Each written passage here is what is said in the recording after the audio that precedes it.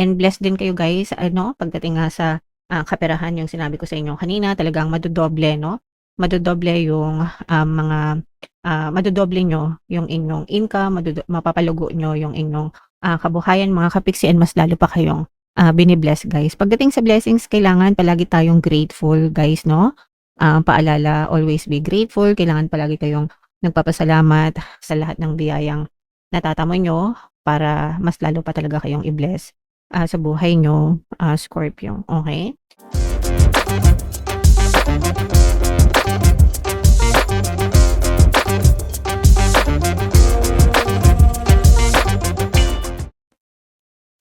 Hello guys, hello Scorpio, welcome back to Pinoy Pixie Tarot. Ang pamagat ng episode natin for tonight is mid-month kapalaran para ngayong August 16 to 31 para sa, Scorpio, Sun, Moon, Rising sign, and Venus. Unahin natin 'tong deck na 'to guys, ito yung mga, angel messages para sa inyo mga kapiksi. So, yung first message natin guys, meron tayong patience guys 'no, ibig sabihin nito konting pasensya na lang, yung kailangan natin and malapit na rin mag-manifest yung mga dasal natin at saka yung mga hinihiling natin. Depende yan palagi guys kung gaano kayo ka-focus sa mga intentions niyo. The more na nagfo-focus kayo guys, the more na mas, magma-manifest or mas mabilis mag-manifest yung mga dasal and yung mga desires niyo. So, the key, ang susi is focus at saka, consistency. Guys, 'pag sinabing consistency, tuloy-tuloy lang whatever happens, whatever yung experience niyo, kahit ano pa yung mga circumstance niyo, huwag kayong magpaapekto sa 3D because your 3D is a delayed projection of your thoughts guys 'no. So, habaan niyo lang yung pasensya niyo and eventually magma-manifest din yan basta basta consistent kayo and focus kayo guys, okey? So, yan yung first message, sa inyo. Yung second message naman, eto guys puwedeng nagkakaroon ng mga delay, aberya sa mga approval kung meron kayong mga pinapa-approve, kung meron kayong mga balita na inaantay, may mga pending, may mga cases na pending, may mga application na pending, may mga nilalakad na pending mga kapiksi, puwedeng nagkakaroon ng delay. So, again kailangan niyong habaan yung pasensya and habang nag-aantay kayo guys, affirm lang kayo na everything is always working out in my favor, okey? Para talagang, kung ano man yung resulta na ninanais niyo is yun talaga yung, ma-experience niyo din mga kapiksi, okey? Alright, and another message for you, Scorpio. Eto guys, ibig sabihin nito, na-stuck pa kayo, nakatali pa kayo, hindi pa kayo maka-move on or nahihirapan kayong, mag-move on mga kapiksi. For some of you, puwedeng ano din ito guys, mga limiting beliefs niyo. So, puwedeng nakatali kayo sa mga limiting beliefs niyo, sa mga limitations niyo guys. May mga what ifs kayo, may mga fears and doubts kayo mga kapiksi and yun yung pumipigil sa magandang progreso ng buhay niyo. So, kailangan niyong ma-overcome yung mga, doubts and fears na yan, yung mga kanigahan mga kapiksi, in short, okey? So, kailangan niyong, paglabanan yan, guys, okey? So, yan yung, mga angel messages para sa inyo guys. Comment down below if naka-resonate kayo mga kapiksi. So, eto naman ay sa love guys, tingnan naman natin yung love message ng person mo, kung ano yung gustong sabihin sa'yo ng person mo, kung ano lang yung maka-resonate guys. So, I am afraid to contact you. So, eto guys, puwedeng nasa no contact kayo, puwedeng separated na rin kayo mga kapiksi or puwedeng in a relationship pa kayo pero nagkakaroon kayo ng disconnect or problema ng, person mo and yung person mo natatakot siyang kontakin ka for some reason. Puwedeng may kasalanan siya sa'yo, puwedeng guilty siya mga kapiksi, okey? Um, yeah, so mga gano'ng dahilan, guys. Minsan kasi, nile-label natin yung no contact na hindi ka na nila mahal, ayaw na nila sa inyo, no?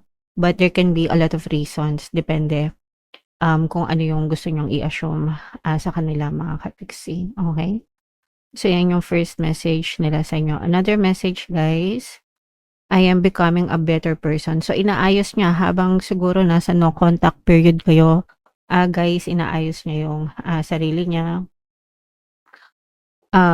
Trying to become a better version para pag humarap siya sa'yo, lalo na kung may kasalanan sila sa inyo, guys, no? Para pag humarap sila sa inyo, mas proud na sila or pwede kang maging proud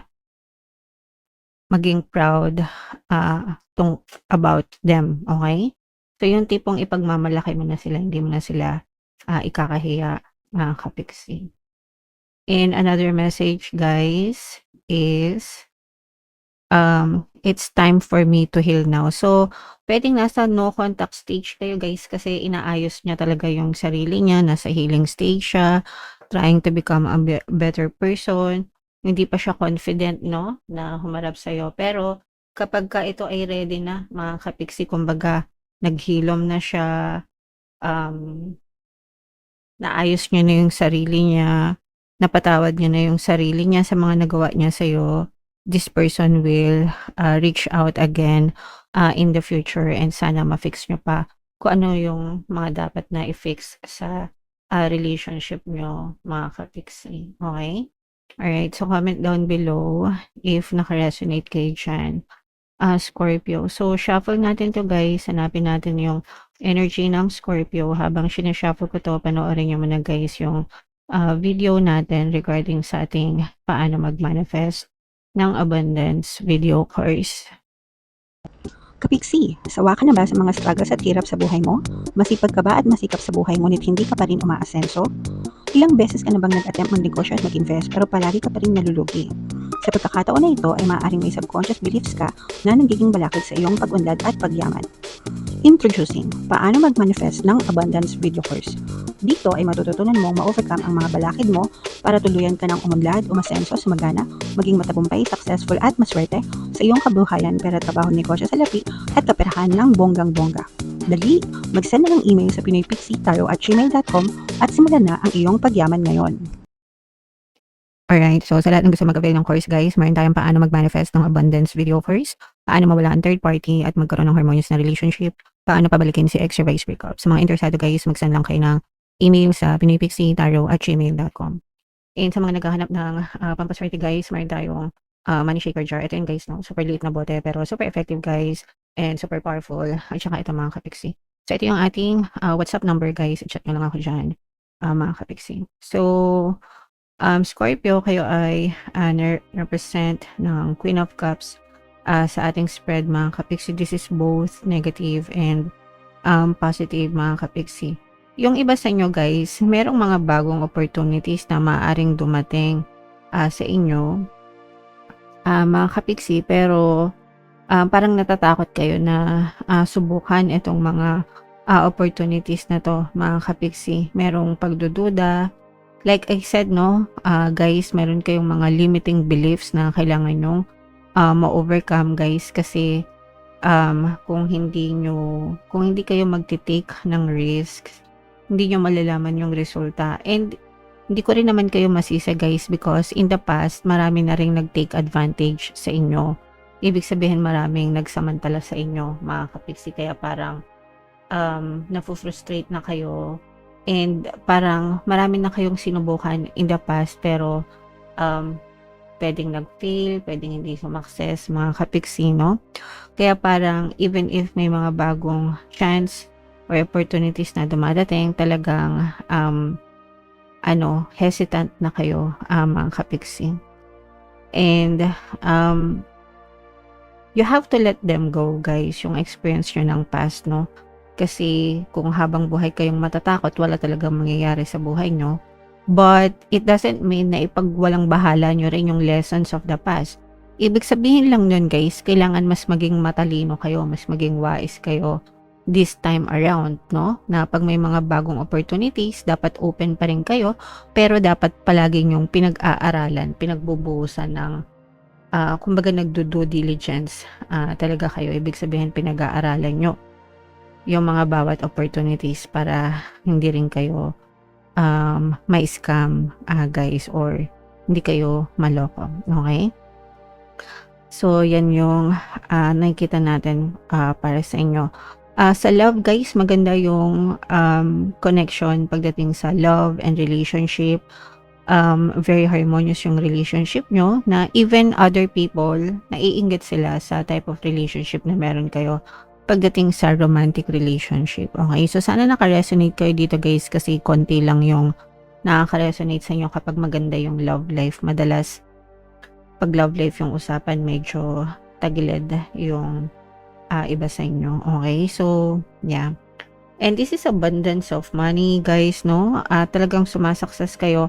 Actually, mapapalago nyo yung kaperahan nyo. Kung meron kayong mga savings, kung meron kayong balak na mag-invest or magnegosyo, guys, mapapalago nyo yung mga negosyo nyo. Madodoble, parang madodoble nyo yung income nyo.